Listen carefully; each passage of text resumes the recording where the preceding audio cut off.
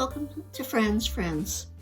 I'd like to take this opportunity to wish everybody a very happy Valentine's Day. What I do is each year I have a small hearth upstairs in my family room, and I usually put out just a little display of the theme for each of the holidays. So what I did was I made a couple of gnomes using dollar store socks. I utilized one of these thread spools for the base, and then stuffed it with a polyester fiber, and then just put little bits and pieces of dollar store hearts on to make them look a little bit more festive.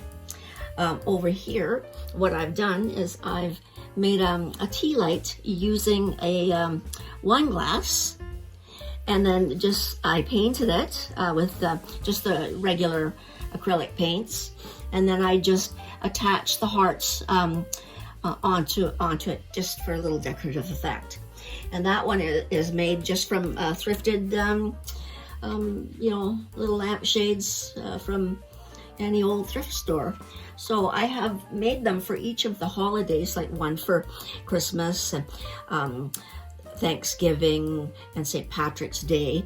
And the nice thing about these small little settings is that you can tuck them away at the end of each of those special days.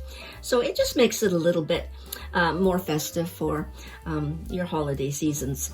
And down here, what I've done is I was cleaning out a kitchen cupboard, and I found these lids for aluminum bakeware.